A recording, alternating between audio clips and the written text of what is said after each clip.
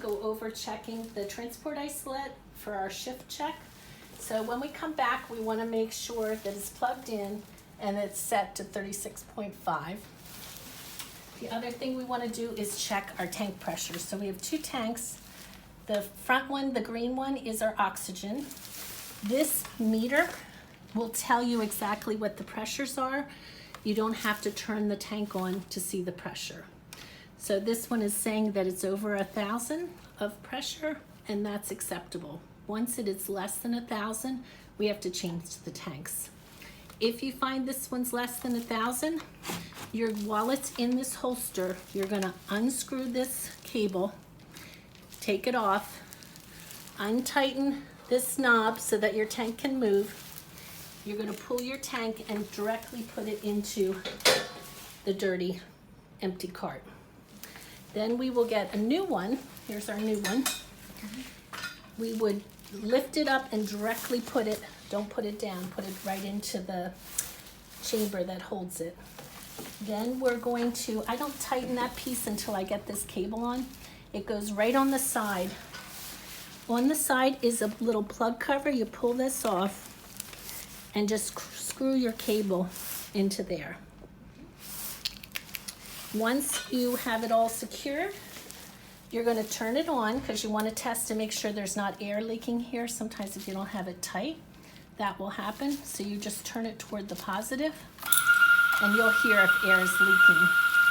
You also, if you're going to use your tanks, these tanks flow into the blender. So if somebody needs to get oxygen through our system on the transport isolate, you need to turn both tanks on. So to do that, you're going to turn this all the way to auxiliary. Auxiliary means that it feeds on this port to the blender. If you use the numbers, the oxygen shoots out here and doesn't go to the blender. The little singing sound is just reminding you that both tanks are not flowing to the blender. So you would have to open your air by turning it counterclockwise, and the singing stops. For the air, you do not have to turn anything other than the key to open the tanks to the blender.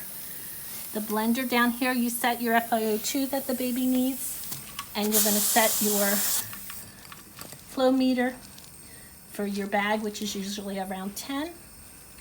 And then you can test your bag to make sure it's working before you hook it to your patient. If you come and find that your air tank is less than 1,000, we're going to go over how to change it. It's just a little different. So I'm going to turn all this off. Don't leave your O2s flowing once you're done transporting a baby because they empty quickly. All right, so we're going to empty our tank, or close our tank, sorry, and pretend that it's empty.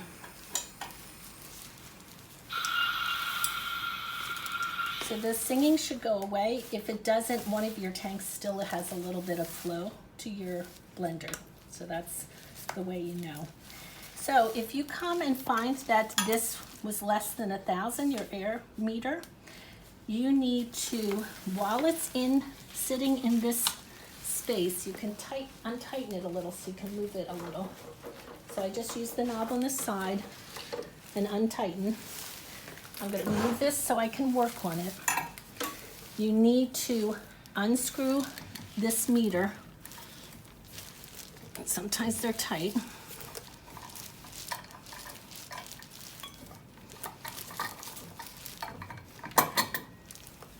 We would move this directly into the empty cart, and then we're going to get our full air. We know it's full because it's on a cart that says full, and it has this plastic wrap that tells us it's full. You pull off the plastic wrap. When you do that, underneath the plastic wrap is this little green membrane.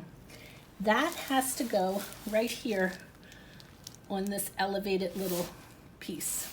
So you want to make sure that's on there before you start, because if it's not, it'll leak the whole time. With the air being held by the transport isolate, you need to see where these two pins are going to line up on the head of this tank. So here's our two pins. You can do it sideways or upside down. Just don't do it, like this, but don't do it this way because your green thing falls out all the time. So I'm going to slide it over till I hear it and feel it seep into those holes. And then this has to be really tight. Otherwise you'll hear air leaking. All right, so now before we re-secure it sitting back, we want to make sure it's working. So we're going to turn it on. And there's no air coming from here, so it's working. And we can verify that the tank that we put on is over 1,000. So then this can be seated back a little bit and secured with the knob. And then it's ready to go.